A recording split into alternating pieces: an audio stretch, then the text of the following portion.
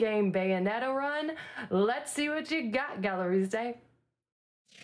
Hi, thank you so much everyone for donating for my run to be shown. I'm very thankful that I get to show this run today. And yeah, I'll be doing the Bayonetta speedrun. My name is Gallerizde, and I hope you will enjoy this run. Okay, so timer will start on normal difficulty select, which will be in 3, 2, 1, go. So yeah, hi everyone. This is Bayonetta. Bayonetta is an action-packed hack-and-slash game by Platinum Games. The first segment of this game is just an auto-scroller segment, so there won't be too much required for me to do for this first part, but it will give me an opportunity to explain some things about the speedrun and the game in general. At the start of the game, we get introduced to two of the main characters. On the left with the blonde hair is Jeanne, and on the right with the darker hair is Bayonetta, who is the main character that we're going to be playing as for this speedrun.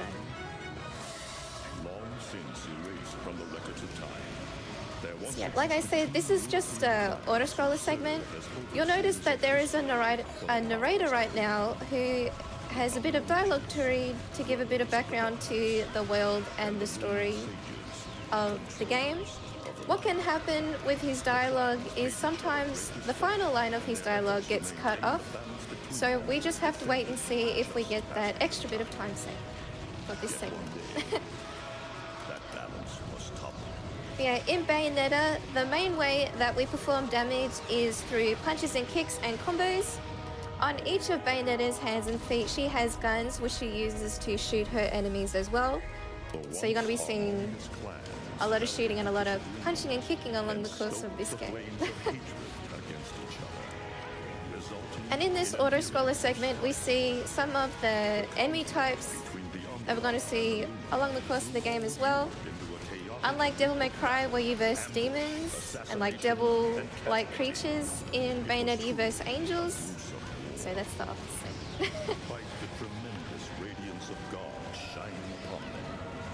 Yeah, this is also a good opportunity if there's any donations that need to be catched up on. This is a good little moment to do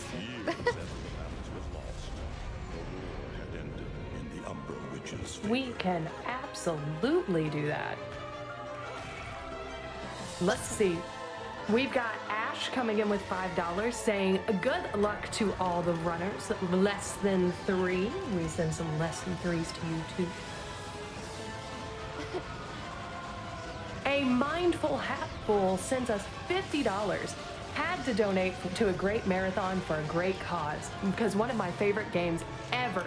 Fingers crossed for Bayonetta 3 in 2021. Awesome. Yeah, when are we going to hear about Bayonetta 3? In the back there is a larger angel. His name is Fortitudo. We're going to be seeing him quite a few times in the early game. So this will not be the only time that we see him. We're going to see him quite a few times.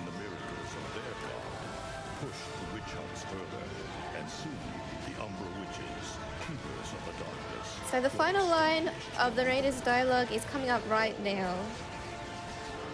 So he says the words all but one, but sometimes what can happen is his dialogue gets cut off when he says all or the second word.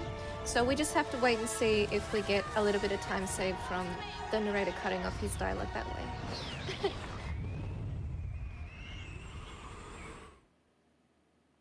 Cool. So this is Prologue, the Vegetable. Bayonetta ends up in a cemetery with some angels, and what we're going to be doing here is what we like to call the ragdoll combo, where we pick up an enemy, ragdoll them, and then try and flip them into each other, so we can try and perform multiple damage to the enemies. Try and hit them into each other. When defeating the angels, there are halos that pop out of their body, these golden rings that you collect when you defeat enemies in this game. That is the main currency that gets built up. You'll notice right now I have about 700, 800 halos. And that's the main currency. So when we unlock the shop, that's what we'll be using to purchase items and so forth. this wave there is a smaller flying angel type, which are called decorations. And now in this wave, there is a mix of both. So I'm going to be trying to do the ragdoll combo to lift up the enemies and try and ragdoll them into the smaller angels that are flying. That spawn in. And try and take them out first. Underneath Bayonetta's green health bar to the left, there are these circles that are multicolored. That is called the magic gauge, and when Bayonetta has a full magic gauge, she can perform a torture attack, which is that special move. And we do that specifically to that larger enemy to the side because he has quite a bit of health, and doing that to him will one-shot him. So we do that for him in the prologue because that gets rid of him fast. So we don't have to get rid of all of the health that he has. That way we can take him out in one shot. So yeah, torture attacks, which is the mechanic that we get introduced to in this next fight. It is a requirement to perform 3 torture attacks in order to progress. I do one straight away from the magic gauge that I had built up from the previous fight. And now, holding down Bayonetta's combos, she shoots a lot of bullets from her hands and her feet so that we can fill the magic gauge up very fast. Those bullets make the magic gauge up fill up fast, as you can see. And that way we can try and do that fight as fast as possible.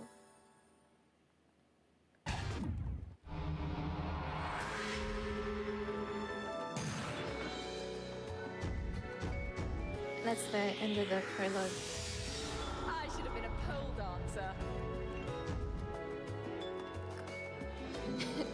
Lovely platinum award. In between chapters, when you finish a chapter, there is this mini game that you play. I won't be playing it here, but I'll be playing it after the next chapter, so I'll get to explain it more in detail then. So now this is chapter 1, The Angels Metropolis. First thing we do is we jump over this train and we perform this movement which is called jump punch cancelling, which is performed by pressing the jump and the punch button together to perform a slightly faster movement. We also use the dodges in the game to go a bit faster. However, after a fourth dodge, the 5th dodge is an exhaust dodge where Bayonetta flops over and is exhausted. We don't want that happening because that slows her down quite a bit.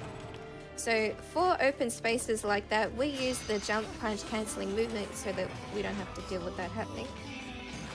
Or when we do 4 dodges, we do little bullets in between to cancel it out so that she doesn't get an exhaust dodge. After we interacted with that statue, there is a fight that emerges, and now I'm just going to be forming the same ragdoll combo to try and hit them into each other.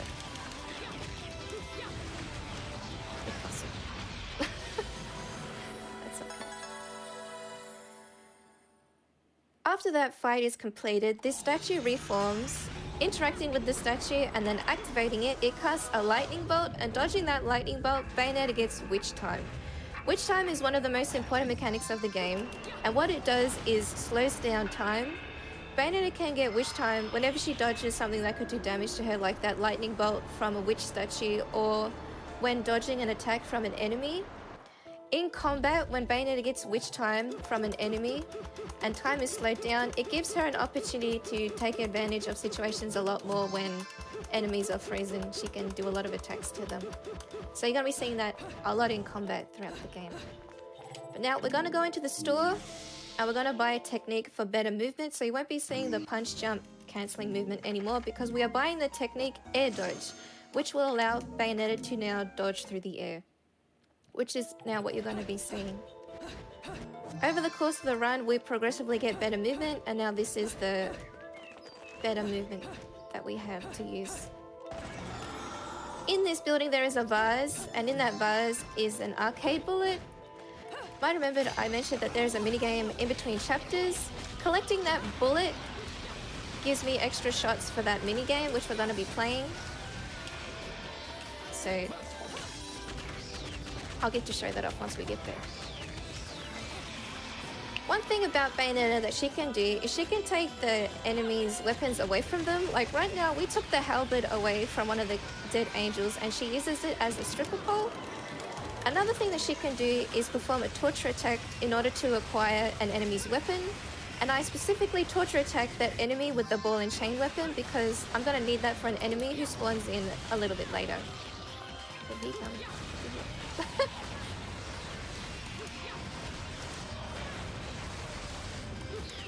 Now we just have to try and just clear out these angels. Pick up the weapon. So this is a beloved, a larger angel type. What these beloveds have on their back is a weak spot, which is this red spot, which is their weak point. We use the ball and chain weapon to do a lot of damage to their back and to take them down fast. For some of the larger enemies in the game, Bayonetta will perform a climax move, which is this, where she summons one of her infernal demons. This one's name is Gamora, which she summons with her hair as the medium. For those who don't know that much about this game, Bayonetta is a witch, so you're going to be seeing a lot of demonic things like that throughout the course of the game. After that fight, we pick up the Beloved's axe, and we also collect an LP record. Those records, when you take them to the store, the shopkeeper will exchange them for weapons. So we pick up that one specifically for a weapon that we're going to be retrieving a bit later. This fight is a flashback that Bayonetta has, and what we're performing here is a technique called Bullet Climax. Bullet Climax is a technique that Bayonetta has by default at the start of the game, which allows Bayonetta to shoot a lot of bullets from either her hands or her feet. And we use that technique there to take Fortitudo down first.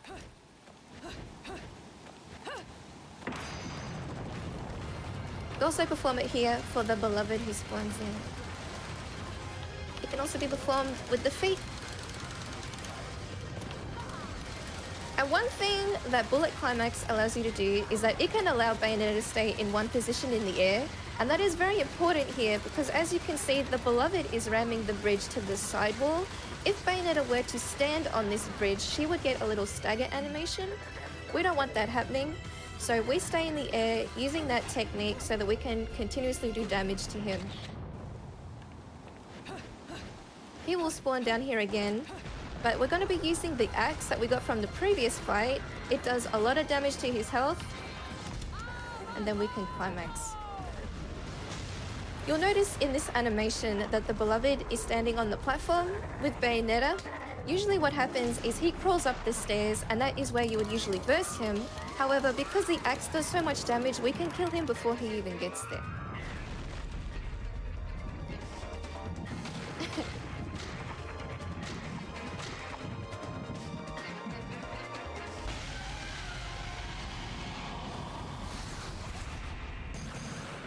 You've been naughty. And that's the end of chapter 1.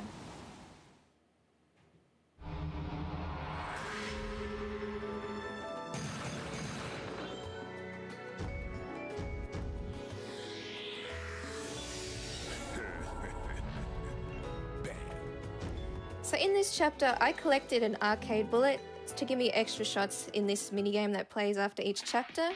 And the reason why I'm going to be playing this minigame here is because in this minigame, the points that you get, you can exchange them for certain items afterwards. And there's one item in particular I'm going to try and get enough points for. So hopefully my sharpshooter skills will be good today. So yeah, we want at least 90 points because the item that we purchase is 30 points each, which is the magic flute, and we try and get 3 of them. The magic flute is a consumable that does a burst of damage to the surrounding area, like an AoE burst. And even though this is the no infinite flute glitch speedrun, we can still use it, we just have to consume it normally. So this is chapter 2, Vigrid City of Deja Vu, and the first person that you fight is Jean. The first Jean fight is by far the most probably annoying and pesky fight in the speedrun, mainly because she can decide to dodge everything you try and throw at her, which isn't very nice. But now in combat, you will notice that Bayonetta summons these large feet or large hands at the ends of her combos. These are called Wicked Weaves, and they can plant a lot of damage on Jean, as well as other enemies that Bayonetta versus throughout the course of the game. Jean is not behaving very well today.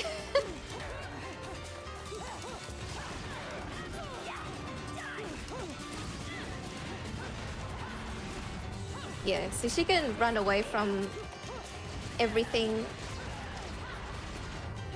or be very aggressive at the same time, so she can be a bit of a handful to deal with.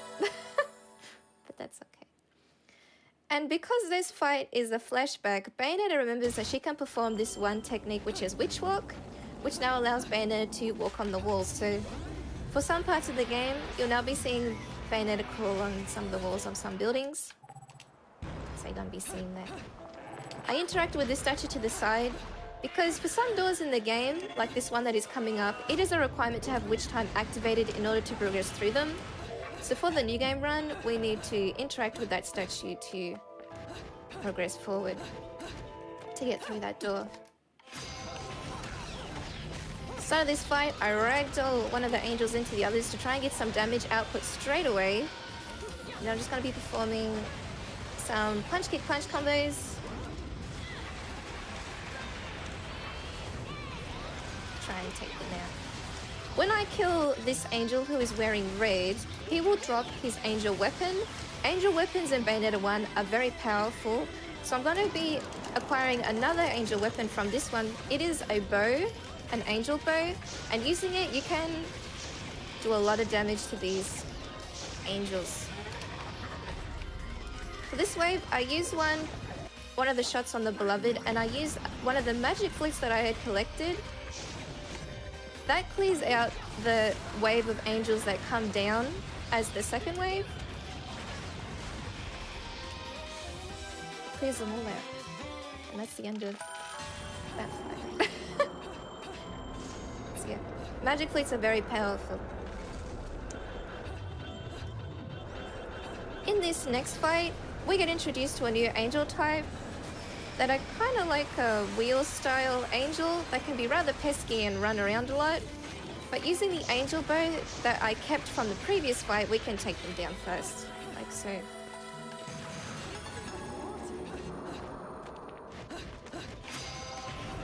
There are more of the enchants on the walls. I use a flute to get rid of them. We give a punch and a kick to the Beloved.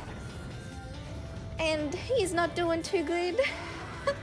He cries out for help and someone comes along to give him a hand.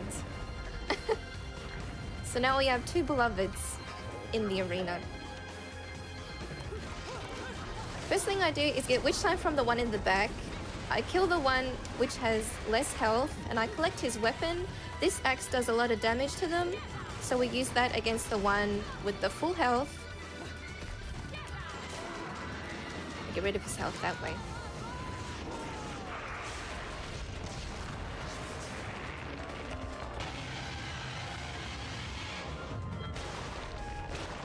For some of the climax animations, you will notice that I won't be performing the Gigaton button mashing. That is because if I do the button mashing for some of them, the animation is actually slower. Gamora does a munching animation, which makes it play out a bit slower, so we don't do that for some of them. Also, after that fight, I picked up another LP record for a weapon that we're going to be retrieving a bit later, which I'll get to show.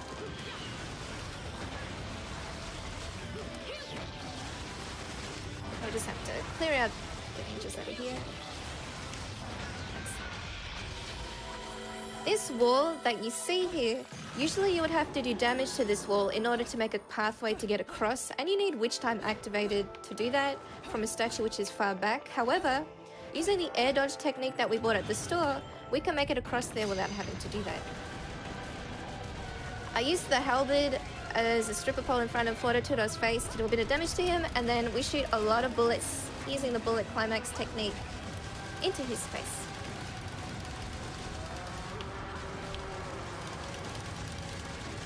He lifts the building up and the other dragon head tries to bite, but standing next to his head, he doesn't get an opportunity to do that. We can just keep shooting at him. Fortitudo breathes a fireball, and what does Bayonetta do? She decides to throw the building at his fireball. She is very strong and can throw buildings. So that's what she does.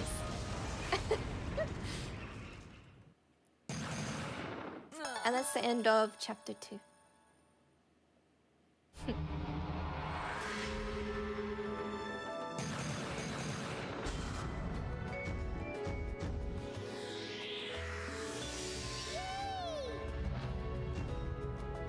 Would now be a good time to talk about some incentives? Yep, this is fine. Awesome. So guys, I'm looking and we are less than $200 away from a glitch exhibition for Castlevania Order of Ecclesia. And I love me some glitch exhibitions. I would love to see some donos going to get that met. We are so close. We've also got some virtual race speed runs for Cow the Kangaroo 3 coming up tomorrow that need to be met, and Jackie Joe singing Girl in the Tower for King's Quest 6. I think that would be amazing. Awesome. So before this chapter, I purchased quite a few things, but I'll get to explain them once I become relevant. In this fight, because these enemies are on fire, using the sword that I had collected from the store before this chapter and trying to get witch time where I can, I wind it up when I get witch time. I count to kill 8 enemies. Hopefully I counted correctly. Yep. Count 8 enemies, and then we use the flute and it clears them all out together. With the combination of the Shuraba sword that I collected with the stiletto technique, which is a technique you can buy at the store, you can perform this movement, which is going to be the fastest movement that we have on the speedrun. You can't use it around enemies because you need the lock-on button to do it, but it's like this movement where she blitzes forward with the sword. This is a dog-style angel called a Fairness. Another weapon that I got from the store were these shotguns called Onyx Roses. Even though they have a short range, they can do a lot of damage to enemies, so you're going to be seeing them used quite a bit. So these weapons are from the LPs that I had collected from previous chapters. There is fire that emerges from that doorway back there, but I use a Yellow Moon Lollipop because a Yellow Moon Lollipop grants invincibility, meaning I can go through the fire without having to get witch time. Also here, you would usually go across the buildings to the top. However, using the air dodge technique, you can make it through the middle and not have to go across the buildings.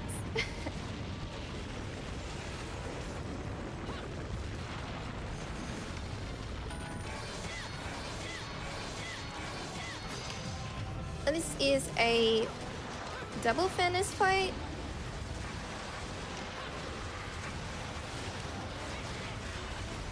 I try and position them in such a way as to get witch time, and then I can line them up together to try and perform more damage to both of them.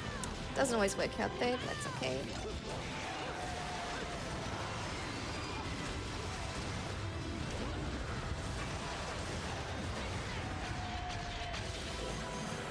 With a lot of the combos in the early game, and especially in this chapter, I hold down my attacks so that Bayonetta shoots a lot of bullets from her hands and her feet, because those bullets rank up a lot of damage in the game. So yeah, the bullets are very powerful. Here we just have a little bit of a cutscene, so I just have to do some button mashing to try and get as many halos as I can. Gonna be purchasing some more things a bit later on, so just try and mash as much as I can for more halos. So now we are in the underground, in the Vigrid Catacombs, and there is a skip that's going to be coming up. In front of me, you will notice that there is a bridge. Usually to progress to the end of the chapter, you have to go across that bridge and go through this portal. However, we have a skip that we perform Using the afterburner kick technique as well as the stiletto technique that we bought from the store before this chapter, you can perform this movement through the air and make it to a platform that is in the distance. So you can skip having to go across the bridge, because the bridge segment, the bridge breaks and there is all these animations, and usually you have to go through that portal to reverse time to fix the bridge. But using that skip, we can skip having to do that, and it's a good skip. And now we just have to make it to the end of the chapter.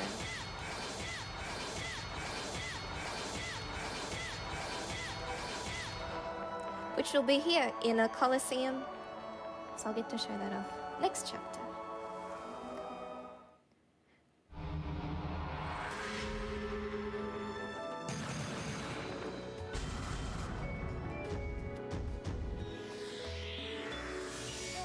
What a day!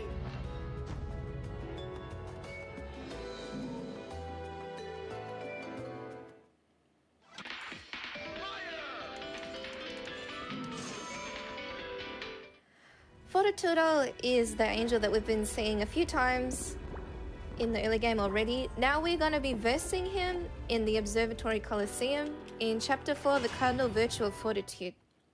This is his boss fight. I try to do some damage to his head. He didn't give me a very good opening, that's okay. You hope that he gives you a bite, because from that bite you can get Witch Time. He didn't decide to give me that today, but that's okay. And now once he is on the floor, I use the bullet climax technique with the Onyx Rose's shotguns on the feet. The bullets do a lot of damage and we can send him to the next parts of his boss fight. Once he receives a certain amount of damage, he flies up to perch himself above the Colosseum.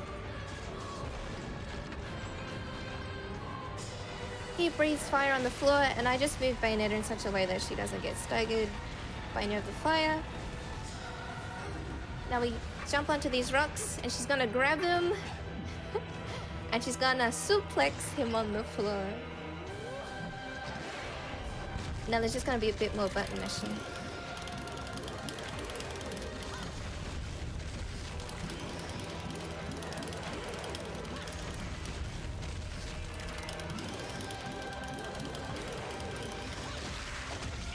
And she rips off one of Fortitudo's dragon heads.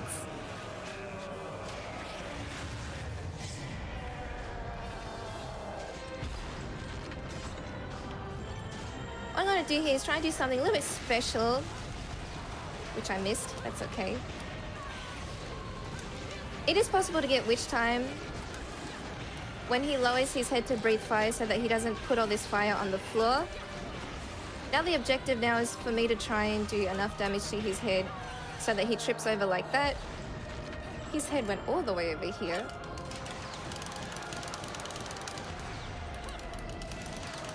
Try and do enough damage to him.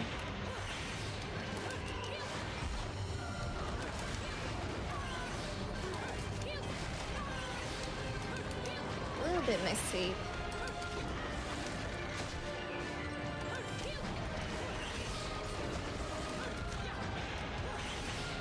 Yeah, the sword Wicked Weaves have a good range, so thankfully I can still reach his face with those Wicked Weaves, which is good.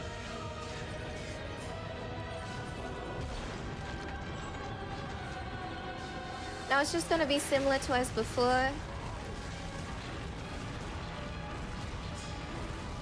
then we jump up to his face and grab him.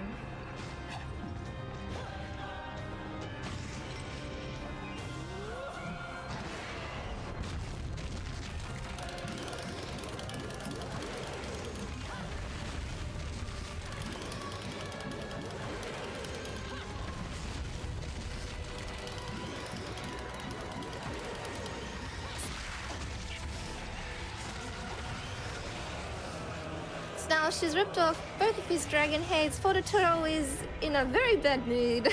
He's very angry. So now we're going to be versing him in a little bit of a different setting for his final phase.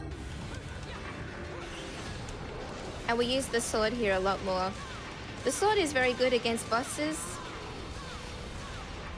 So you're going to be seeing that used, especially for a lot of bosses later on. Use the sword.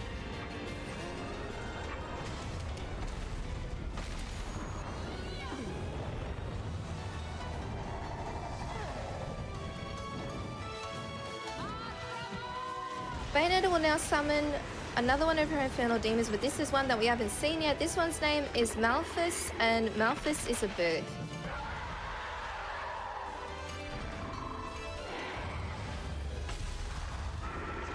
And Malphus is just gonna peck Fortitudo to death.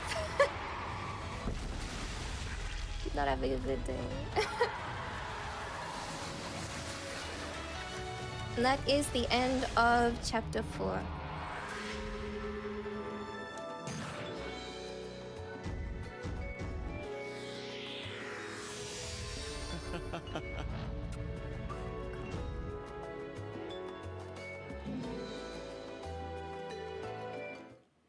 It's now a good time for a donation. Yeah, this is fine. Okay. Yeah, you can say one. So we have one from RZR360 saying, Gala Gala, she's our gal, wrestling angels with her pal. Heck a ton of chairs. Good luck on the run, Gala. Thank you. I thought you'd like that. Thank you, Raisin.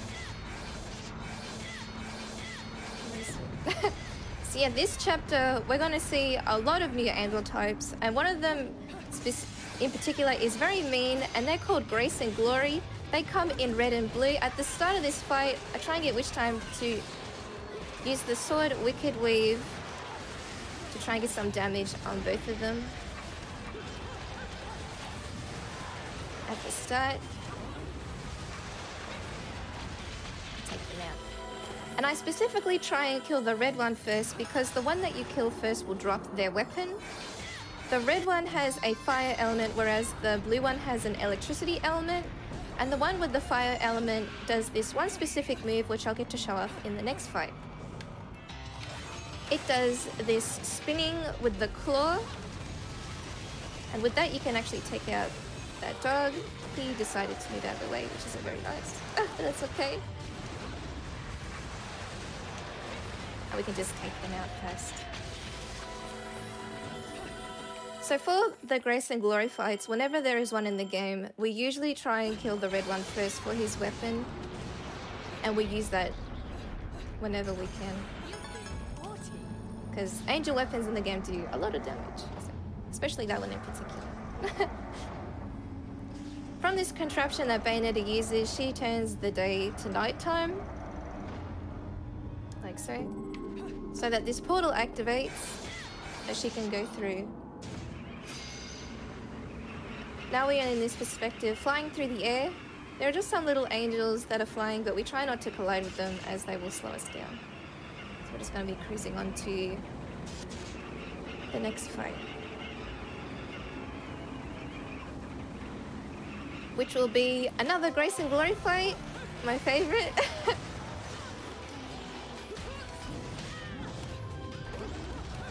With the Grace and Glory fights and other fights in the game,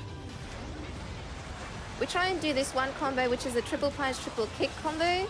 The sweeping up the legs.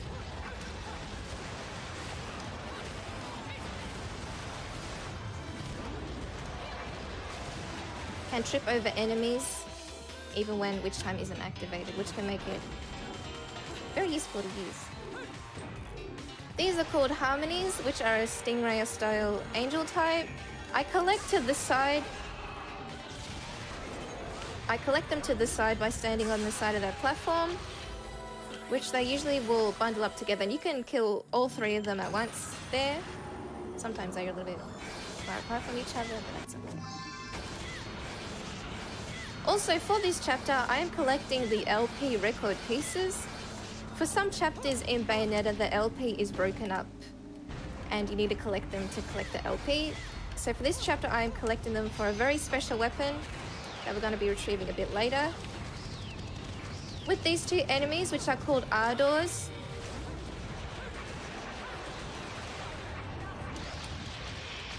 You can use the spinning of the claw in between them and take them out very fast together that way.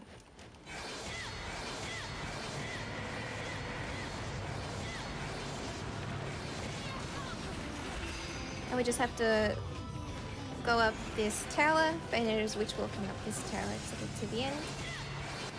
That door in front of her, it is a requirement to have witch time activated in order to progress through. Don't know why she didn't want to pick up that lever.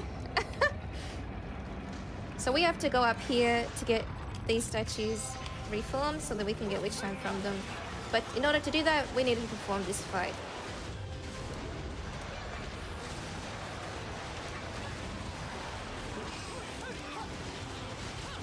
Just another Grace and Glory fight. Which can be rather pesky, but we can take them out. Using the triple punch, triple kick combo. So now we have the statue, we interact with it, activate it, dodge the lightning bolt to get witch time, and we can progress through the door. There is a little bit of a skip here. Using the afterburner kick technique, which we bought at the store, we can make it up here without having to go around the whole pathway. And now this is the final LP record piece in that chest. So we have a full LP for a weapon that we're going to be retrieving just a bit. Oh, I haven't seen that before. Okay. The platform broke so fast there. That's okay. We'll do that again. Good. That's okay. It respawns me not that far back.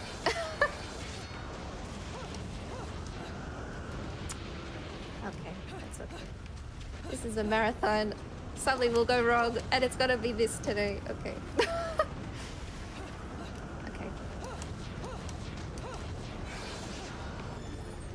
This is okay. So we go up this platform. There is an inspired, which is like this snake-style angel type that flies. And I'm gonna try and get up this platform as fast as I can. And then trip over the inspired that is flying in the sky. If I do so quick enough, you can get a quick kill. The game thinks while there is one flying in the background with the one that you defeat, the game thinks that you kill the enemy twice. Usually you have to do another part of that fight, but you can get a quick kill if you do it very fast. So I was very fast, which is nice. Now from this shop, we retrieved the Durga, and that is a very important weapon for the speedrun. The Durga is a set of claw-like weapons with the elements of fire and lightning. We only use the fire element for the speedrun, and I'll get to show it off in just a bit.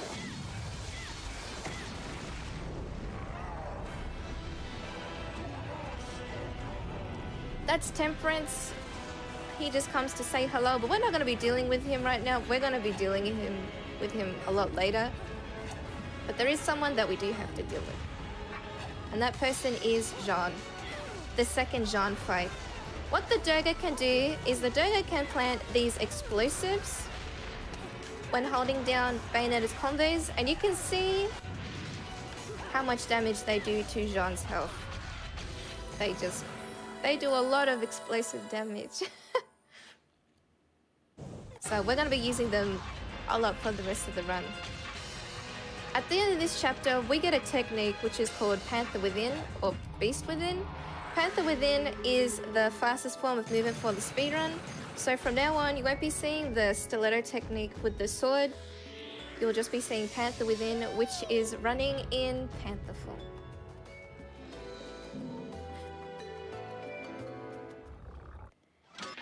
And after this chapter, we get quite a few bullets, and I'm going to need some more magic flutes for the rest of the run. So I'm just going to be performing this minigame once again to try and get 90 points for more magic flutes. Oh gosh, if I can aim.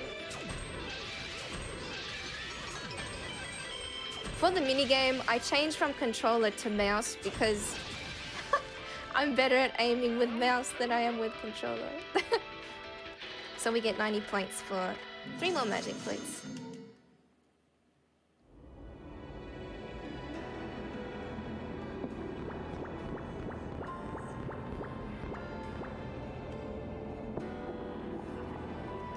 And before we go into the next chapter, we're going to be going into the store because now there are some techniques that are now available, Bat Within as well as Crow Within. Crow Within is important for a few skips along the course of the speedrun, so we're going to be using that. And I'm also going to be buying some more Yellow Moon Lollipops, which we're going to be using for some boss fights. So this is the Gates of Paradise. Start this chapter, we see Panther Within in action, fast movement in Panther form. Also get to see how the Durga is used against smaller angel types. Because the Durga just does a lot of damage, basically one-shots smaller enemy types.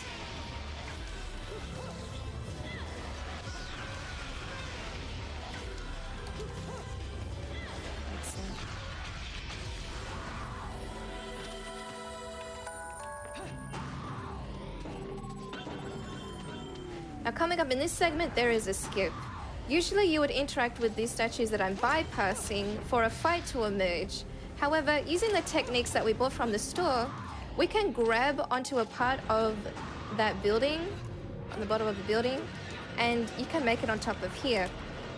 You would do that fight because after that fight, there are platforms that emerge for you to get on top of there. However, using those techniques that we have from the store, you can make it on top of here without having to do that.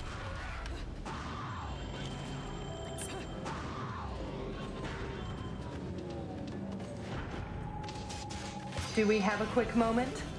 Yeah, this is a good moment. It's a good moment to celebrate hitting 15K, y'all. Oh, awesome. I'm super excited.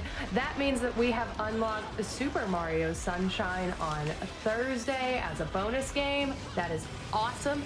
Also, I spy that we hit that glitch exhibition for Castlevania as well. So I'm super excited for that extra content tomorrow.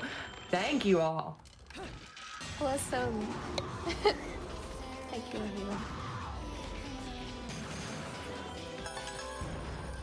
In this room, we get introduced to a new character, which is Little Cereza. You'll notice underneath Bayonetta's health bar, there is another health bar, which is purple, that has a little image of a small girl inside. That is Cereza's health bar. And we have to protect her from all these pesky angels. So we're going to be using the Durga to blow them up.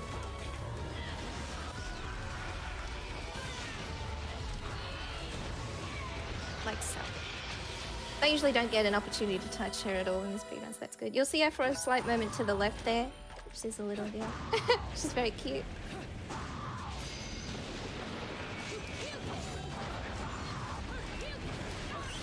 That's not all, because now she's getting chased by a beloved. Oh no. So we still have to protect Cereza.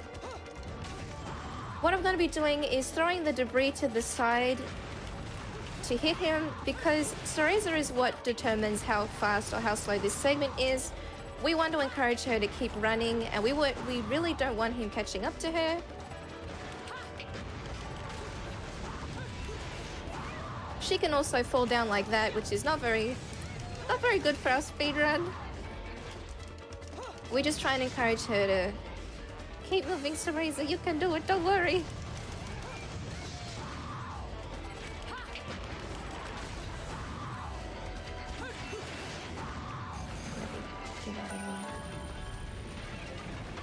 Going through this portal, we are now in the Paradiso realm, or paradise, where all the angels hang out. There are some of the dog-style angels behind us, but we don't have to deal with them because from above there are these fireballs that come down from the sky that take them down for us, so that's very convenient. However, we do have to deal with the Beloved.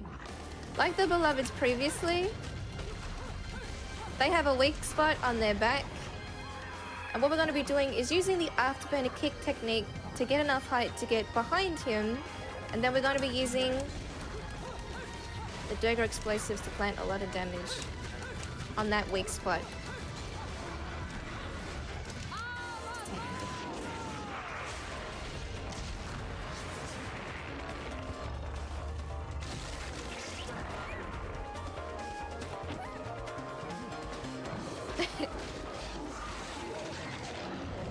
And this is one of the animations that you can't skip in the game. where the beloved cries out for little Cereza. He's very sad, but he just gets eaten by Gamora. So, that's the end of him. But wait, we find out that the person holding little Cereza isn't Bayonetta. This person has a halo. That's Bayonetta in the back. So we still have to take Cereza. It's not over yet. I use a Yellow Moon Lollipop so that none of these lasers will interrupt Bayonetta's movement going through here. So that we can get to the next fight as fast as possible and find out who this imposter is. Who could it be? That's trying to impersonate Bayer. We find out that it is a Joy. A Joy is a humanoid style angel type that has the ability to duplicate into two enemies. We really don't want that happening. We don't want to have to deal with two of them at once. So we try and kill them before they get the opportunity to do that. Though sometimes they can decide to run back or dodge back and duplicate anyway, but we try and trip them over so that, yeah, they don't get to do that.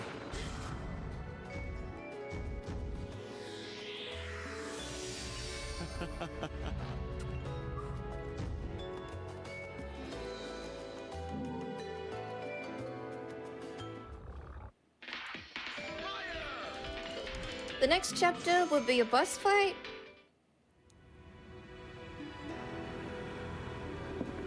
We saw Temperance in chapter 5 near the end, and now we're going to be versing him in the Cardinal Virtue of Temperance. And there's something that special that we start to do in the speedrun at this point for Temperance's boss fight. There is a glitch with, well, there is an exploit with the Durga that we perform where whenever Bayonetta has a form of firearm on the opposite weapon set to the Durga, after 4 punches and then kicks, during the kicking animation, if you switch weapon sets from the Durga to a weapon set that has some sort of firearm, like on the speedrun we have the Onyx Roses on the feet, she can shoot bullets during that kicking animation, a lot of bullets during that animation, and we can do a lot of damage to him that way. Bayonetta summons another one of her infernal demons, and this one's name is Hecatoncheir, which are like these hairy hands. We crawl up his arm and we break the capsule, and then she uses the hands to rip off his arms.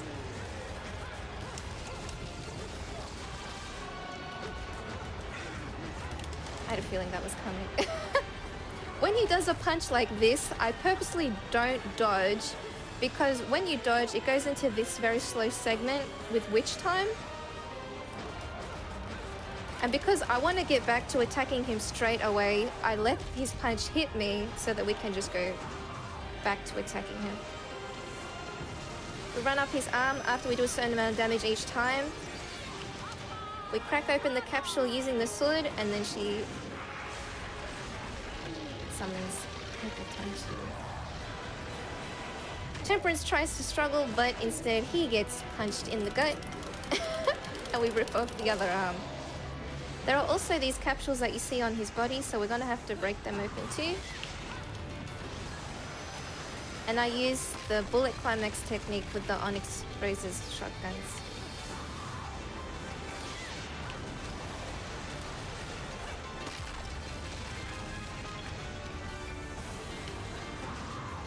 In normal difficulty, there are 3 on his body, so we crack open 3 of them. Now his face emerges from his force field. He's very angry, and we're ready to go. I use a Yellow Moon Lollipop so that none of his attacks will interrupt Bayonetta's combos that she performs here. And then we get rid of the rest of his health using the Shuraba sword.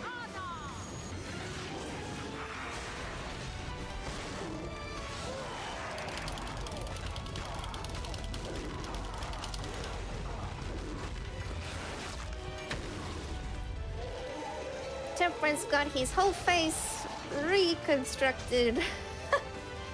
He is not looking too good now. And that's the end of Temperance's boss fight.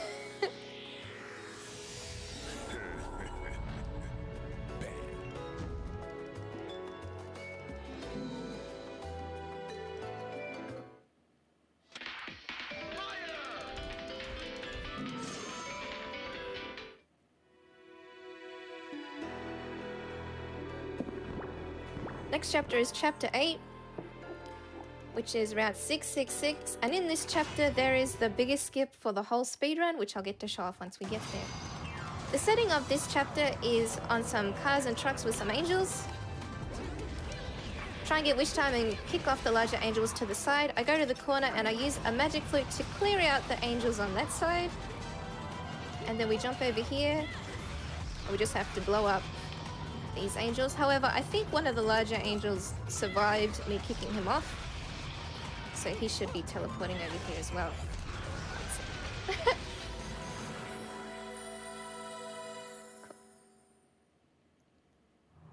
In this next fight, there are some joys. I equip the Mega Yellow Moon Lollipop and I use it.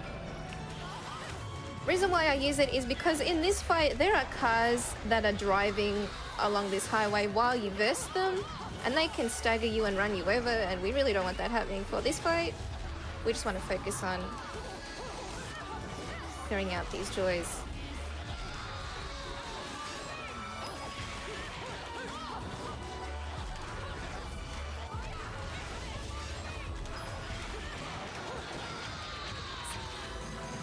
Now the skip is going to be coming up for the next segment.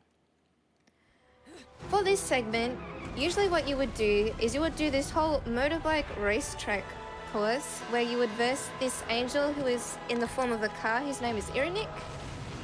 But for the speedrun, we have something special that we perform. At the start of this segment, we go straight into the menu and we use a magic flute. Using that magic flute allows Bayonetta to go into Panther form, which allows her to go backwards over the finish line. We hit the wall to readjust once we see the score screen, and then going over the finish line the game will think that we did the whole motorbike racetrack when all we did was go backwards and over the finish line. So that's a pretty cool skip that saves about 4 to 5 minutes. And what happens there is because in Bayonetta, when you're in the menu, time is paused. We can freeze Bayonetta's model on the motorbike right at the start. We use the flute, which puts her in the animation of using the flute. And in that animation, you can go into Panther form. And that way we can turn ourselves around and go backwards.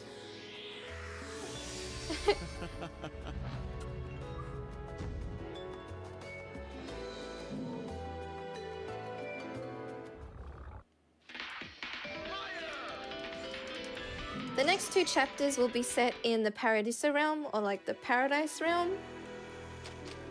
So it's going to be a much more angelic setting.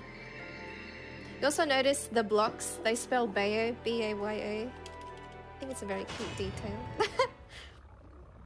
So this is Paradiso, a remembrance of time. The music is very angelic. You can hear them singing. We go to the right over here. We go over to this side, because behind this wall there is a chest, and in that chest is an LP record piece. We're going to be collecting the pieces in this chapter for a weapon that we're going to be using for late game. Now here we have a skip. Using the afterburner kick technique upwards and downwards up this wall, we can get enough height to get on top of this sphere. Usually to get on top of this sphere, you would perform a fight that is below it. However, using those techniques that we have, we can skip that fight and make it on top without having to do it. That's cool.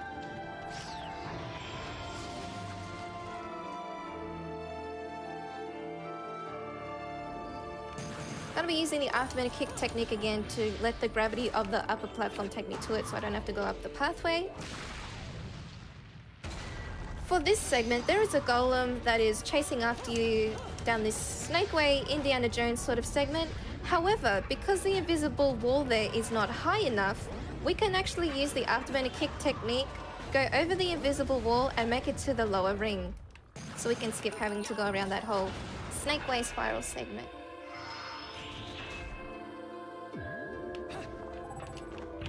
Because yeah, the afterburner kick technique is the technique we use a lot for the skips in Bayonetta speedrunning because it gives you a lot of height. So you can imagine that can be very useful for a lot of things. For this verse, there are chests, and in those chests are pieces to a key as well as some enemies who pop out. When I crack open this chest, there is an enemy who pops out and I dodge so as to get witch time.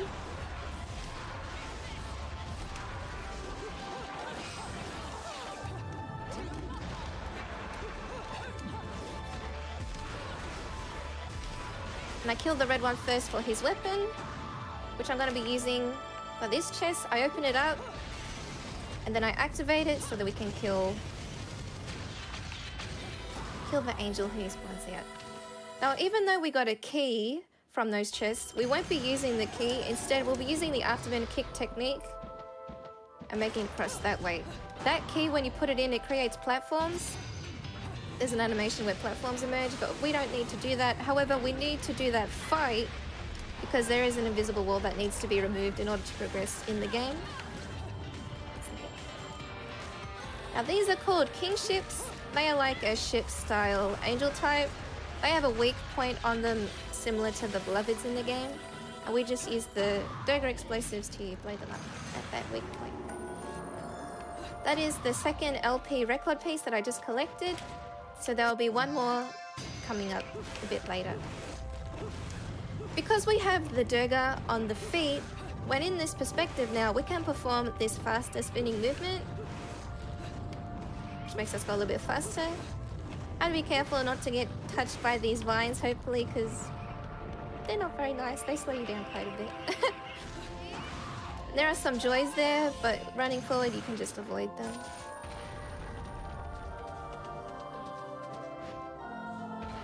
I take a detour to this side because behind this chest is the final LP record piece. So now we have a full LP for a weapon that I'll be retrieving quite a bit later.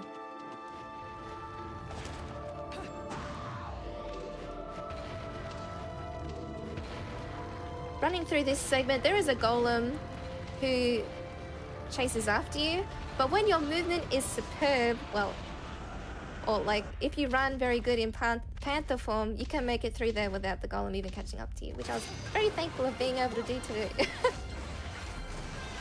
We do have to verse him though. The thing about the golem is the golem has several different forms. Like he has a form where his hands, and the objective is to do damage to this sphere, which is the weak point. In the speedrun, we do not perform the climax animation by pressing Y and B because the climax animation is very slow. That plays out. Instead, we can actually just wait for a moment and the golem regathers with a small portion of health and we can take him out faster that way. The animation is very flashy and is rather nice to watch, so if you ever get the chance to play this game, I recommend giving it. Yeah, it's a lot of fun.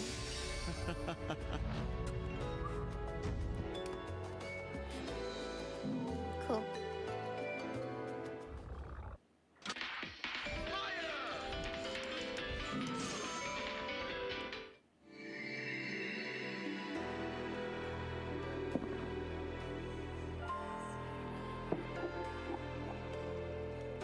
Now this is Paradiso, a sea of stars. First fight of this chapter is some joys. Try and get witch time where I can from the kick that they do. And then just use a double punch, double kick combo to try and take it out if I can.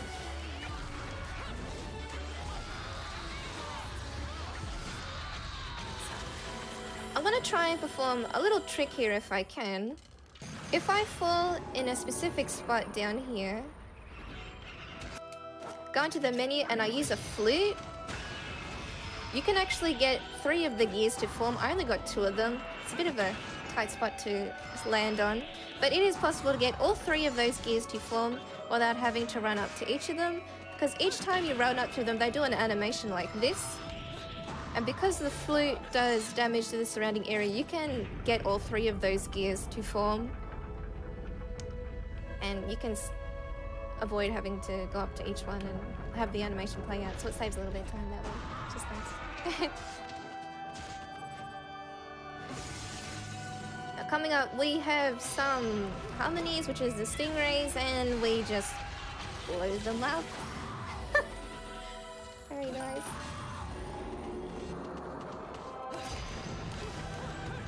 Here we have some miniature versions of some of the bosses that we had fought. That was for the Tudor miniature version of for the Tudor there. Now we have Temperance. I have to wait for him to come to the platform or to give me a punch that I can take advantage of. So this is a bit of a in the new game run. We just have to wait. Bit of RNG here. Hopefully he will come to the platform soon. He gives me a punch. I can still work with this. I dodge the punch and I use Bullet Climax for that hand. So we trip him to come to the platform. And then I use the Durga Exploit to get rid of the rest of his health.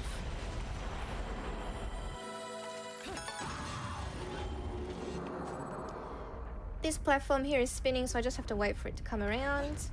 There are some enchants in this room. I wait a slight moment because if I were to go in here straight away, they would completely wreck me.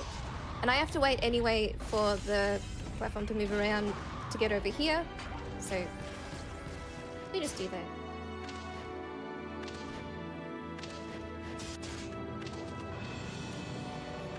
This next enemy looks a lot like Grace and Glory. However, they are called Gracious and Glorious. And the thing that is different about them is that you cannot get Witch Time from their attacks, which can make them a little bit difficult to deal with. But using the triple punch, triple kick combo with the kicks, the sweeping of the legs that trips them over, you can still take them out pretty effectively, even without Witch Time activated.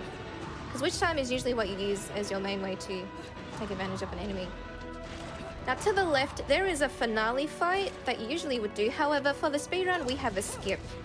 Using the afterburner kick technique, we can get on top of here, and then running in Panther form, jumping in Panther form, and then going into Crow form, we can fly to the end of the chapter and hit the final trigger to go through the end portal to end the chapter. There is a whole fight that is below there, but using that skip, you can fly over the top.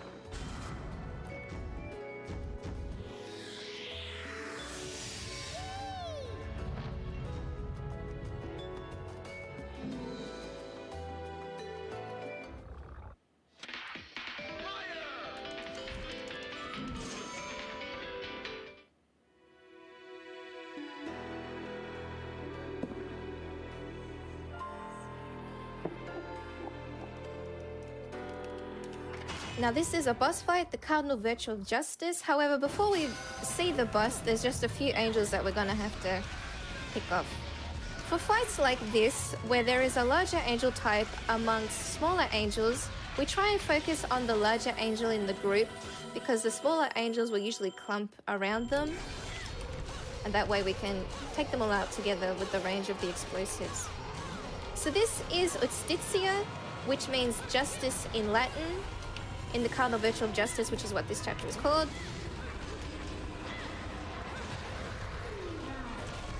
We do enough damage to his face, and then he gets confused, and we can ride up the neck or the tongue, depending on how you want to look at this. Can be looked at both ways, or the limb. Bayonetta arrives to the head, she gives him a nosebleed, and now we're going to be chopping off the tongue.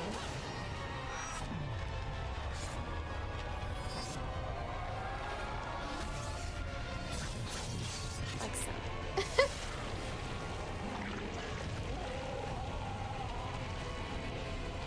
As soon as I come back, I run off to the side, and the reason is because we want to go back to attacking Justitia straight away. If I were to just stand on the platform once coming back, I have to wait for Justitia to break the platform and you would go down anyway. So we try and make that happen as soon as possible so we can go back to attacking. And for this fight, we only use the sword, the Shuraba sword. This is one of the burst fights that we use it exclusively on.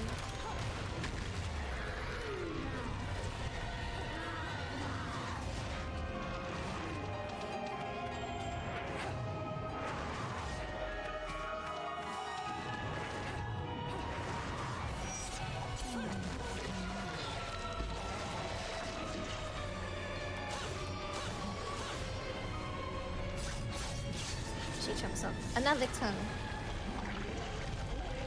So that was the second one, and now there's just gonna be one more. As you can tell, the music also changes for the final phase.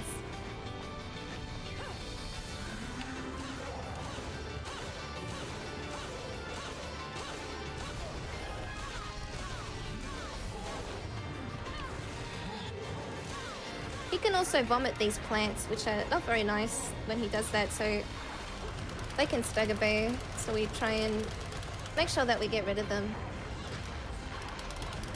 when he decides to vomit them on the platform.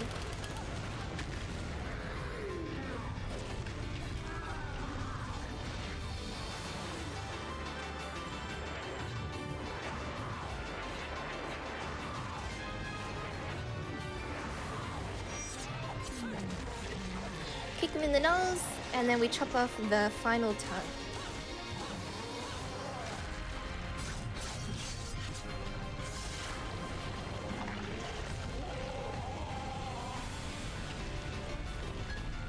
All of his health is gone. Extuzia looks like he wants to explode.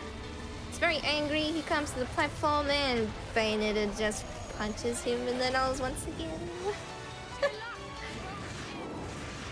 And now for this time, she summons another one of her infernal demons, but this one is one that we haven't seen before. This one's name is Scolopendra and is a big hairy centipede. And Scolopendra is gonna strangle the boss. Like so.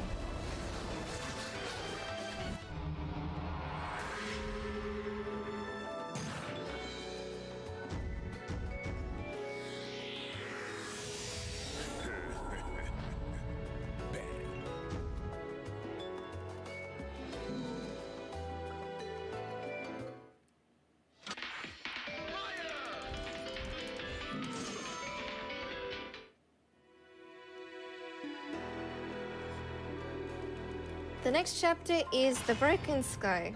The setting of this chapter is on a plane, on a transport military Valkyrie. Military transport Valkyrie. To the side behind this wall there is a chest, and in that chest is a magic flute which I collect for a fight that will be coming a bit later in this chapter. The plane here is breaking up, and that is because those were Jean's wicked weaves blasting through the plane. So there is a fight for Jean in this chapter, and for the speedrun, there is something special that we do for Jean's fight, which I'll get to show off once we get there.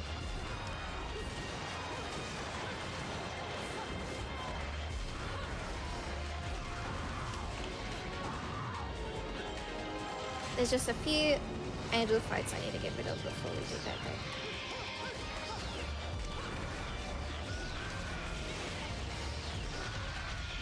So, to progress to Jean's fight, usually you would go forward past that angel gate. However, in the speedrun, we go backwards. Because this whole plane is physical, it is possible to get on top of the plane using the afterburner kick techniques and the techniques that we have. Now, Jean's boss fight arena is to the left on top of the plane. We go into her boss fight arena, triggering for her health bar to appear, and we fall down to the right so that she will follow us. By standing here, I can get her to do a wicked weave and we can kick her off the plane. By doing so, her health goes to 0, and we go into her fight as normal, triggering her cutscene. But instead of having to verse her, she will just drop dead in the fight, and we can progress on forward.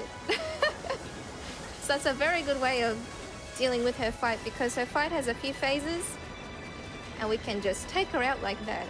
That's a very, very good skip.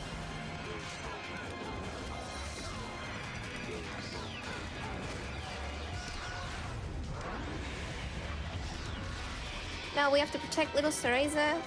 She's getting bullied by the angels once again, oh no. So we just have a few fights here that we're gonna have to deal with.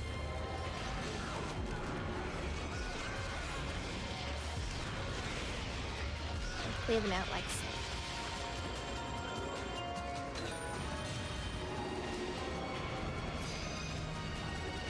We put little Cereza down here, and coming up here there are some harmonies. I wait to see a blue aura, which means that more harmonies are going to be spawning in, and I use that flute that I had collected at the start of the chapter so that we can clear them all out together. And that's the end of that chapter.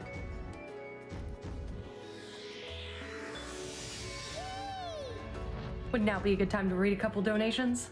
Yep, this is a good time. Awesome. We've got $10 from Rattooth saying, night shift number 1. It's 5 a.m. here. Thanks to all the runners for keeping me company. Everything from Dark Souls through Bayonetta, and it all rocks. Awesome. And then we have a $500 donation from Ariel. Had to donate again for this great run and excellent commentary. Hey chat, doesn't a game all about combos seem like a great time to get a $5 donation train started? Awesome, thank you. Choo choo. Choo choo. So this is a boss fight. This boss's name is Sapientia. On the previous chapter we were on a plane, and now we are on the top of the ocean. Different setting. On each of Sapientia's legs, he has these porcelain faces. So the first objective is to crack open each of the faces. These are the final ones on his legs. Then Bayonetta will do a climax.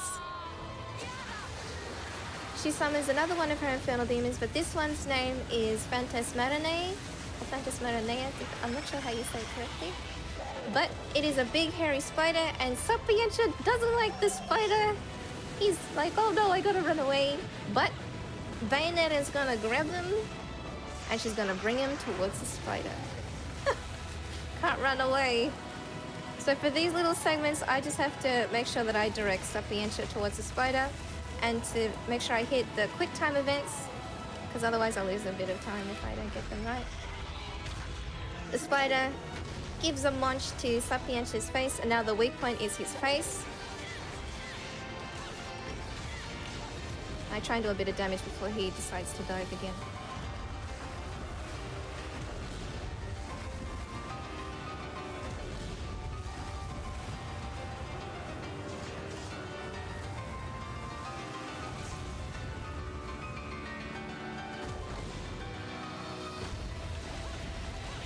And now we just have to try and hit him in the face with the sword.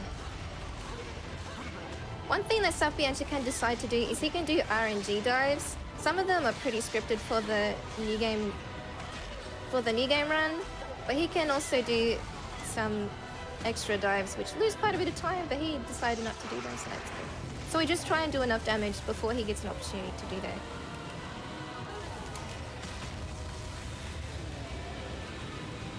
We just direct him towards the spider once again. Now for this final phase, we're going to be going down a water vortex with Sapientia popping up at the bottom. I use a punch-kick-punch combo with the sword, as the Wicked Weaves with the sword have such a great range that they can hit him even from back here. I use a Yellow Moon Lollipop so that none of the lasers that he does will interrupt Bayonetta doing damage to him, and we can take him out like that. The range of the sword Wicked Weaves is very good. We can reach him even from far back, so we use that here. Now we have the spider's back and big as anything. He's very big and very hungry. Looks like someone is going to turn into someone's lunch.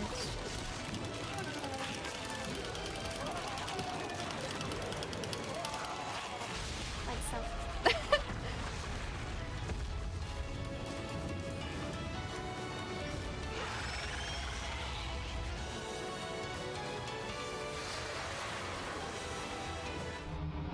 And that's the end of that chapter.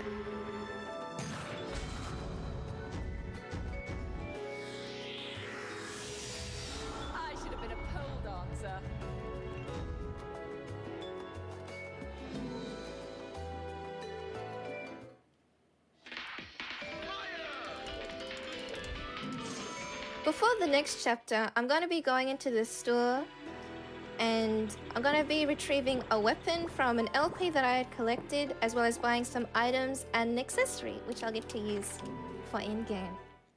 So we collect the weapon, which is the Lieutenant Colonel Kilgore, which is a set of rocket launchers, and we buy Celine's Light, which is an accessory. We're also going to be buying some Bloody Rose lollipops, as well as some Yellow Moon lollipops, and also a Mega Purple Magic Lollipop, and I'll explain everything once they become relevant along the course of the speedrun. So this is Isla del Sol. The first part of the Isla del Sol chapter is a shoot 'em up segment. I equipped the Lieutenant Colonel Kilgore rocket launchers as well as the Bloody Rose lollipops. Bloody Rose lollipops give extra attack damage, which I'm going to use for some of the Mii bosses in this shoot 'em up segment. Now, this shoot 'em up segment is a bit repetitive. You're going to be seeing a lot of angel types that we had previously seen throughout the course of the game. The objective is to shoot the waves of enemies as soon as they spawn in, because how fast you shoot one wave will determine how fast the next wave comes in. So that's just what I'm going to be doing for this segment. And because this segment is rather repetitive, you're most welcome to read as many donations as you like, or say anything about the incentives for this segment. Reading my mind. Perfect. Awesome. Well, I actually want to talk about a couple of incentives that are going on right now. We've got a Pokemon Black and White run coming up later this week, and we have incentives up for Lillipup's name and the trainer's name. And right now, Taco is in the lead for the trainer's name, and Lillipup's name is going to be Pepperoni. I think that we can absolutely get some other contenders into there. Make sure that it's yours.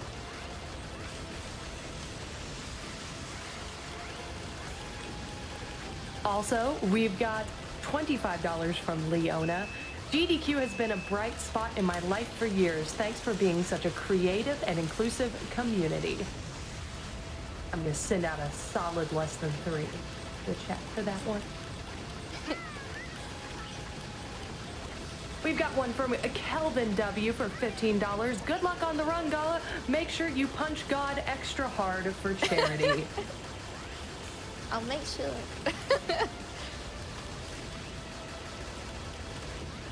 Thank you. And Backspace comes in with $50 saying, as long as there's music, I'll keep on dancing. As long as there's music.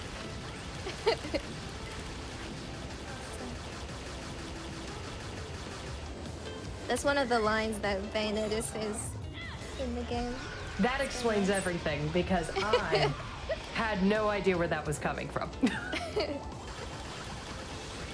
And also, guys, there is a new incentive that is opening up for the Ori run coming up.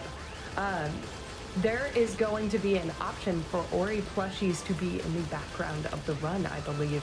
And that is going to be a new incentive just opening up, nice, fresh, and brand new for you. Feel free to check that out. Once we hit $4,000 towards that incentive, which I'm sure we can do, we'll have solid plushies in the background. And it's been so cozy this week. Come on, y'all, we need some more plushies. That's a pretty sweet incentive. It's adorable.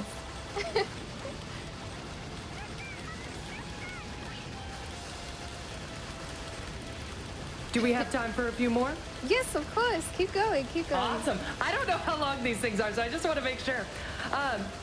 So we've got Kate Liv C coming in saying, since chat is asking for everyone to donate $5, here's $5.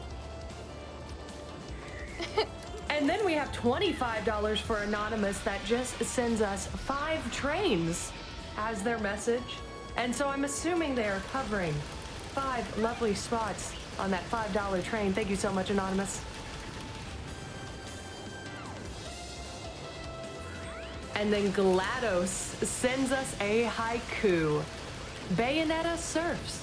Angels fall like summer rain. $5 train, go. I love haikus, guys. I'm an English teacher. Bring them on.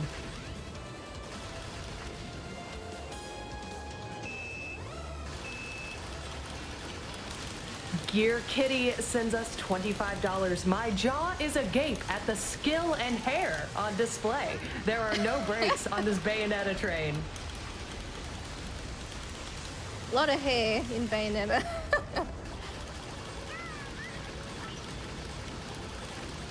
And then guys, just as a reminder, the Malala Fund is working for a world where all girls can learn and lead. Malala Fund advocates for resources and policy changes needed to give all girls a secondary education, invests in local education leaders, and amplifies the voice of girls fighting for change. And all of the donations this week go towards that amazing fund. Keep it up. Thank you all so much for all of the wonderful, wonderful work you've done so far. It's for a good cause.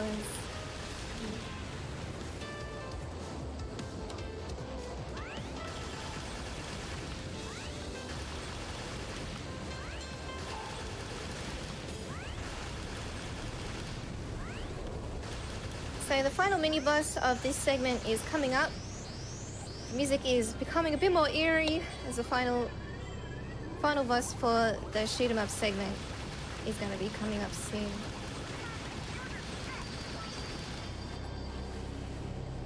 Find out who it will be.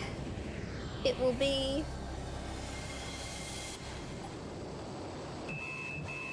It will be Temperance. I use a red lollipop for extra attack damage, and I also use the yellow moon lollipop so that none of the bullets that he shoots will interrupt me doing damage to him. I shoot a lot of waves at him, and then there's just a bit of portion of his health left that I just need to shoot off. So now this next part is a fight, which is the final Jean fight, and there is a lot of tech for this fight, so I'm gonna want to explain that. Okay. So at the start here, I go into the menu and I equip Celine's Light, and I also use the Mega Purple Lollipop to fill up my magic gauge. What Celine's Light does is whenever you get hit by an enemy and have a portion of the magic gauge available, it will activate Witch Time, which gives you an opportunity to take advantage of an enemy. Now, on the opposite weapon set to the Durga, we have the Kilgore rocket launchers. The Kilgore are usually a slow weapon that does quite a bit of damage, but using the exploit, switching weapon sets during the kicking animation with the Durga, we can shoot a lot of damage at Jean.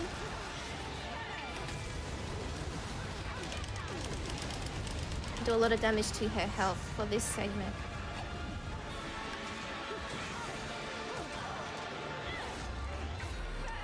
I think she's almost about to go to her next phase. There we go. Almost.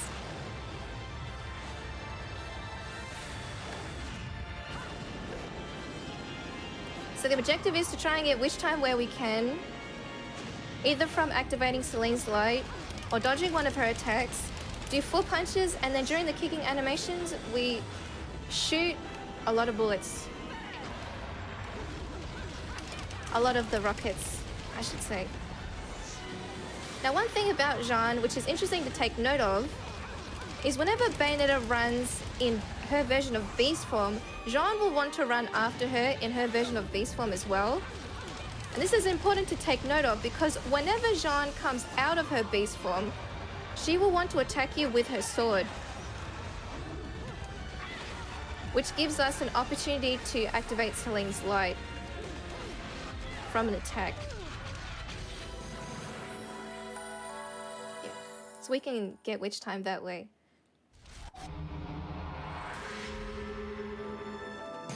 Which is very useful. We're also going to be using the Celine's Light accessory for another boss, which will be coming a bit later.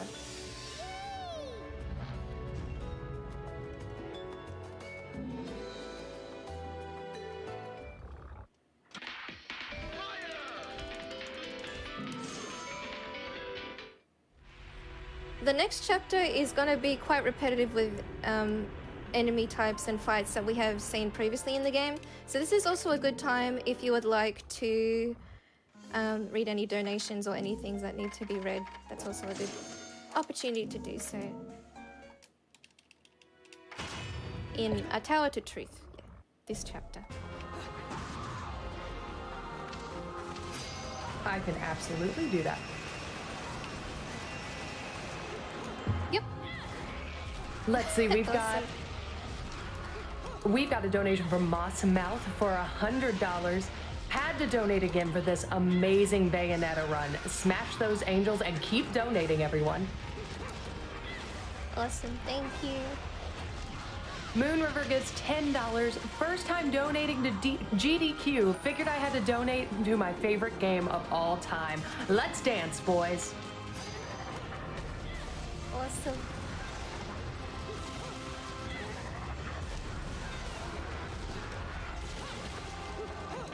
So yeah, in the rooms in this chapter, you're gonna see a lot of angels that we've already seen. So this is always good for donation. Hey, works for me, absolutely. I'm trying to refresh a page over here. I'm doing a fantastic job of it. Awesome, and then Morgan gives us $55. Loving the event. Keep it up.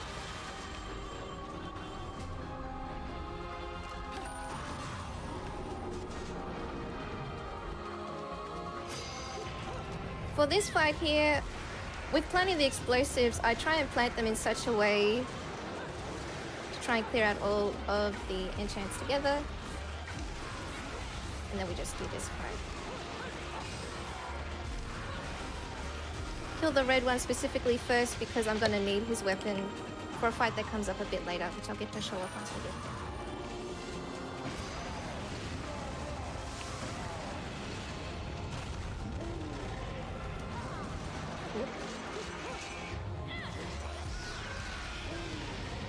There are just some angels in this hallway.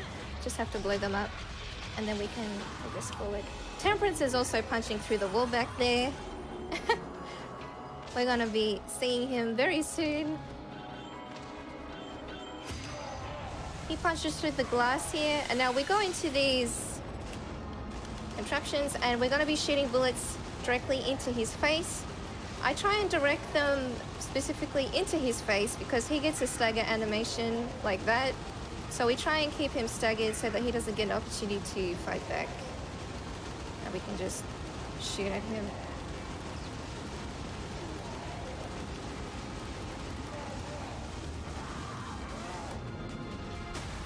Yeah, you're most welcome to read a few more donations. Awesome, I can do that. Actually, I'm going to mention that this run is your last chance for today to get in on some amazing prizes like the Zagreus charm and the holographic Ares print, which I have to admit I want to get my hands on. That thing is so cool looking. For all the prizes that you can get, make sure you go on there and get a donation in. They're all between $10 and $25. A one-time minimum donation. Get in on those prizes because they are all fantastic.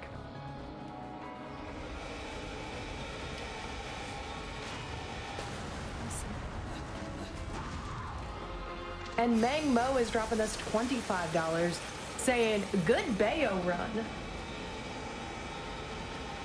Mang Mo is in the Bayonetta speedrunning Discord. He's a Bayo too. We love Thanks, a solid Mang Mo. community. Thank you.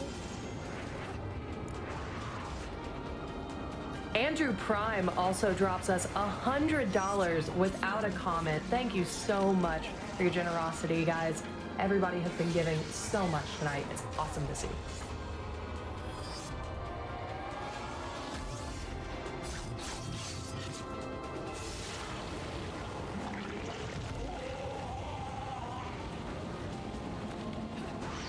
I'm also seeing anonymous $5 donations coming in ×2. So I see that $5 train is still rolling down the tracks. Awesome. So the final set of skips, or the final skip is coming up for the speedrun, which is this.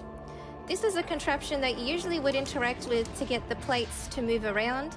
However, using Panther Form jumping and the techniques that we have, we can make it to the other side without having to use that contraption. We can just fly over to the other side to get to this golem fight.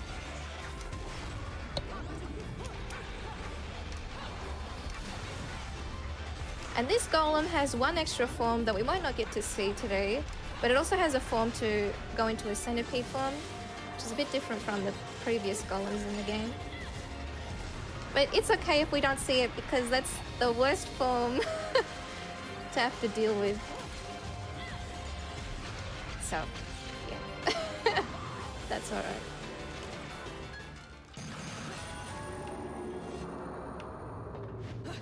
Now coming up, we have the final enemy. We're gonna see for this chapter, which is Sapientia, or one of Sapientia's brothers. And what we're going to be doing here is performing a certain technique which I've been using throughout the whole course of the speedrun, which is called the dodge offset. What the dodge offset allows you to do is continue your combos after dodging. Even though I've used it throughout the whole speedrun, I like to mention it specifically here because you can really see it in action. So what I do there is, because Panther form is on the dodge button, you press the dodge button twice to go into Panther form, and the dodge offset allows you to continue your combos after dodging. I plant an explosive each time Sapientia goes back. We start the combo up, plant an explosive, and then we dodge, and we can continue to use another one once Sapientia is backed up a little bit. We can keep using them. And in combat, the dodge offset makes combat a lot more fluid. You could be versing an enemy, you dodge, and you can throw a Wicked Weave at them afterwards, or continue the combo that you were performing. And yeah, it's very, very useful technique to use in the game.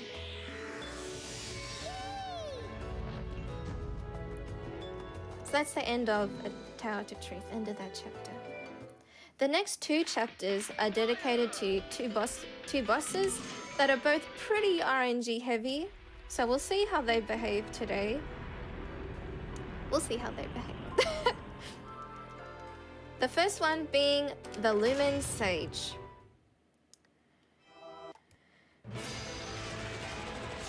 What I'm going to be doing is shooting little bullets at him to try and aggravate him to do a 3-hit combo, so that we can activate Selene's Light, and then we use the Durga exploit with the Kilgore rocket launchers, and we can take out his health very fast.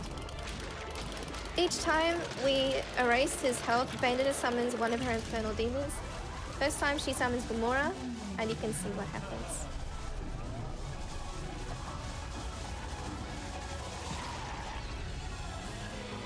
The Lumen Sage is very strong. He cracks Gamora's neck. Oh no, so Gamora couldn't do anything. We shoot little bullets at him to try and get him to do a combo so that we can get Witch Time.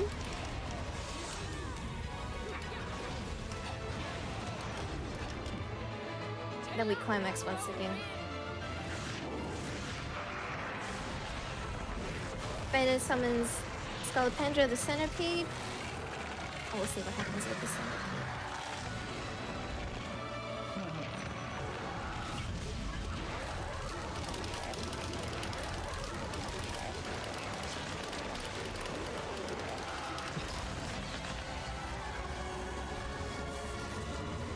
The Centipede tries to squish. What?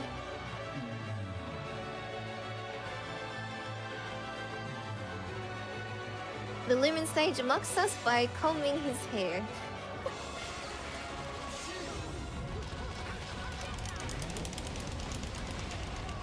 He behaved very well today. That was very good that he gave me what I wanted most of the time there. Okay, so now for this segment, Bayonetta shoots her bullet, which is actually her lipstick, and we just have to avoid the glass to direct it right into Boulder's forehead. Right into the forehead. And that's the end of the Lumen Sage. I should have been a pole dancer. That was very nice. It was very nice for the marathon today. He can do these animations which are extremely long and waste you a lot of time, but he didn't do them today, so that's nice.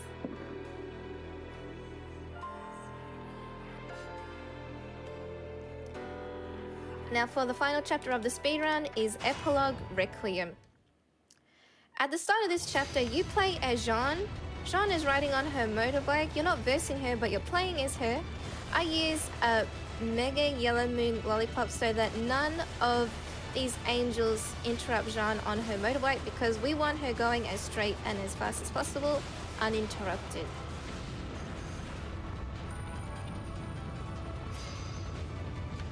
You might be wondering, why are we playing as Jeanne? Didn't we defeat her before?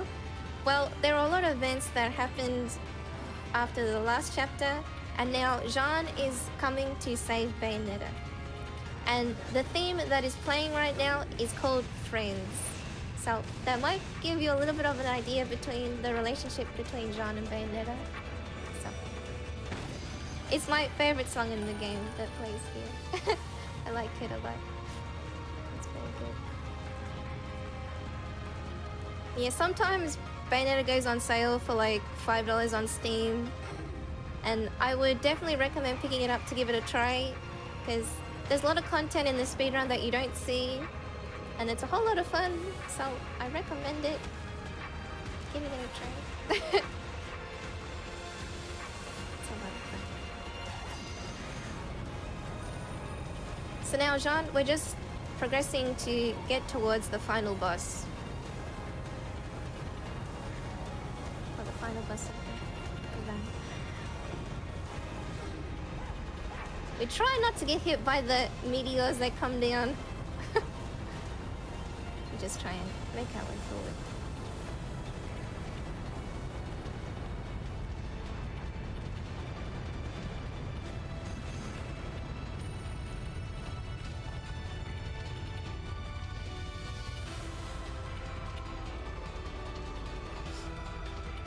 And we arrive to the final boss fight,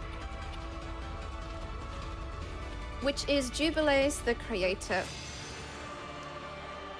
Jubileus is an RNG boss in that what move she decides to do and the order of what moves she decides to do determines a lot of how fast or how slow this boss fight will be. But thankfully at the start she gave us a punch, which is a good move because we can get rid of all of her health and she goes into her next phases. First phase is of her summoning these different elements, and the first element that she summons is fire, and the objective is to hit the hair strands that she puts down.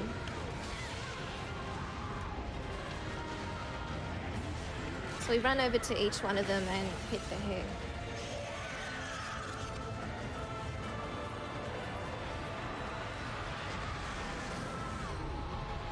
We jump onto these rocks and we go to her face and we hit her in the face. She goes down and we hit her in the face a bit more with the sword.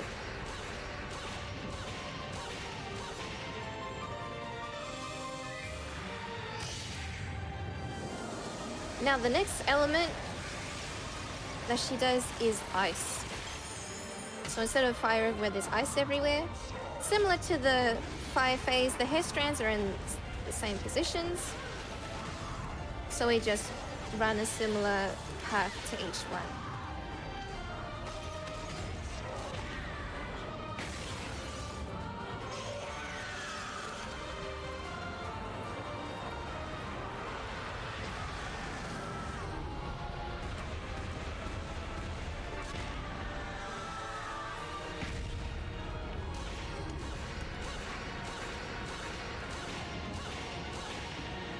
Now the next element that she summons is, I don't like this part very much. She summons this lightning wind phase where she puts her hair strands on these stone platforms. And you have to jump on smaller platforms to get to them. You have to make sure that you get a jump prompt to them. And sometimes she can summon lightning like that to break the smaller platforms that you jump on. We just try and do our best to jump to each platform and hit her hair strands. She bundles herself up in the middle, and now we just have to go on the rocks again to hit her in the face.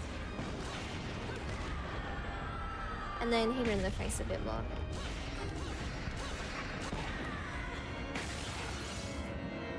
Now we'll see what she will decide to do. There is this one move that she can do, which is just straight up time loss, which is not this, thankfully. This is a frisbee move where she summons these blue discs that come down. When Bayonetta gets hit by them, she turns into her little child form, little Cereza. And we purposely let them hit us straight away because she does the punch attacks after doing that move, and we want her to punch as soon as possible, so we just let them hit us. This is the move which is time loss, unfortunately. What she does is she puts her hair strands down in a circle and she punches to create this black hole in the middle. Her hair strands cannot be damaged during that, and all you can do is run away. If you get sucked into it, it's an instant death. So yeah, all you can do is run away for that, unfortunately. However, she did punch me there, which was good though, so we can get rid of her. Bayonetta summons her hair to create a walkway, and now we're just going to be running up along the hair to reach Jubilee's face.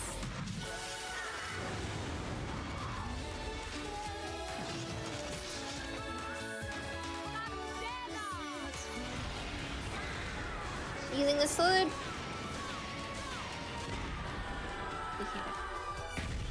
Now this will be the final climax, and I'll let you enjoy this.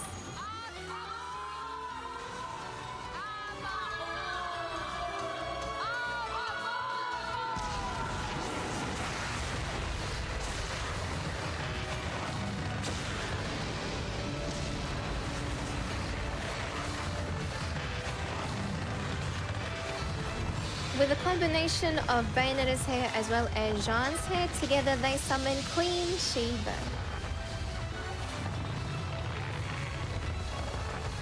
And now we're gonna punch Jubilee, the creator god, into the sun. With the Big Bang bonus. So Queen Sheba punches Jubilee's soul right out of her body towards the sun. However, to make sure that Jubilee's soul collides with the sun, we have to make sure that she doesn't hit any of the planets along the way.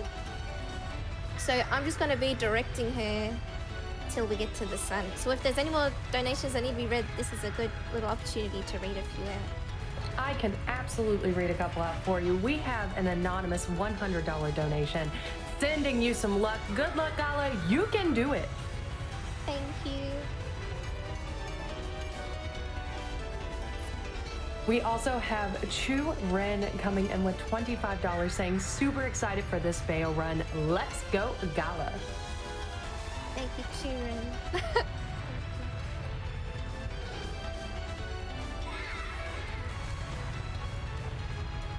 There's Mercury. Try not to hit Mercury. And now we have successfully directed Jubilee right into the sun. She is now all burnt up. However, to make sure that Jubilee is completely dead, we have to make sure that we get rid of her body. So that's what we're going to be doing here. There are these yellow lock-on points on her body, which I just have to make sure that I hit correctly, as sometimes if I don't hit them right, the body part doesn't break. So that's just something that I have to look at.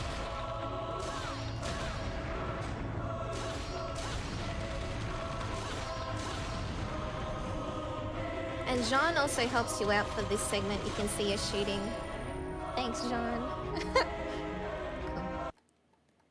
Now, in Bayonetta speedrunning, we do not stop the timer on the first set of credits because there are fights within this set of credits that will determine how long or how short our speedrun will be. I'll call out time once we get to the final fight, but until then, I hope you will enjoy the groovy music.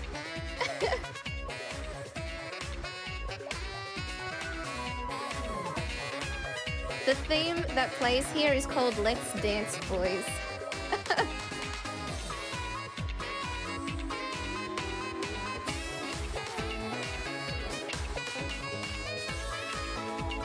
So the first fight is the first Jean fight.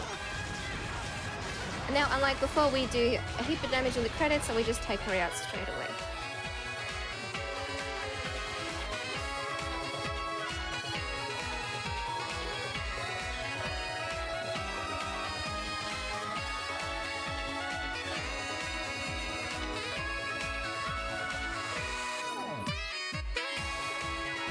I might take this moment to give a little shout out to the Bayonetta speedrunning community.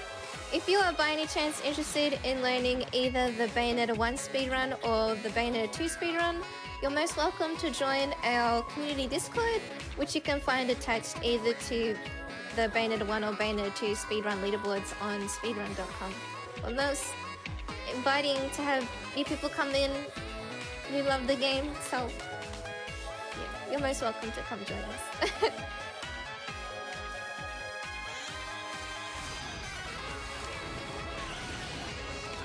So this fight is when you're protecting Cereza. There's just a few angels that you have to pick off in the credits.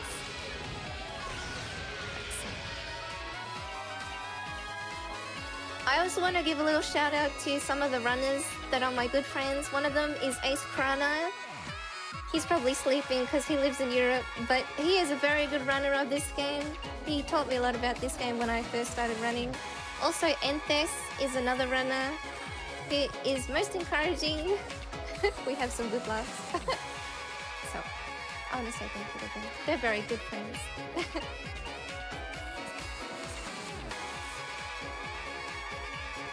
So the final fight will be coming up soon.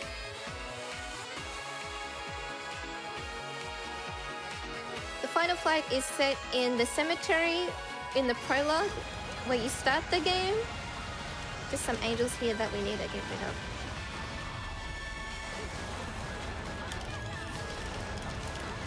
And time stops now. Cool. Thank you so much for having my run.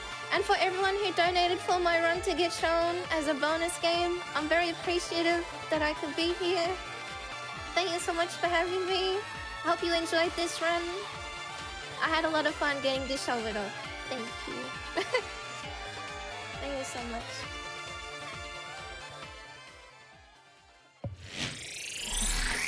much. That was an amazing run.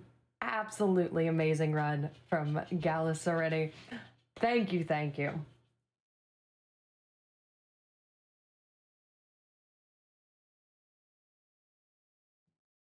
And guys, you all really showed up for that run as well. I want to throw in a couple of donations that came in kind of towards the end here. We got $100 from Anonymous saying that Gala is one of the best runners and commentators I've ever had the pleasure of seeing, and I must donate for this fantastic run and amazing cause. Thank you so much, Anonymous. There was also $5 from Go Away, one of my fave games of all time, and for such a wonderful cause. Thank you so much for doing this. Less than 3. We got some cozy less than 3s in the chat. And then we've got Tim and Paul coming in with $50. Thanks to everyone for organizing this fantastic event. Keep up the great work. Thank you guys for making this event so fantastic as we go into the rest of the week. And to make sure that we can continue making this so great and keeping up the great work, it is time for us to speedrun Sleeping with Kittens. Guys, thank you all so much for a fantastic day too. We are ready to go ahead and get some rest, have some self-care time as we get ready for the rest of the week. We will be back on tomorrow at 3:45 p.m. EST. And we are going to do a raid tonight if you are still up for some hype. Ooh. Thank you guys so much again and have a wonderful, wonderful night. See you guys.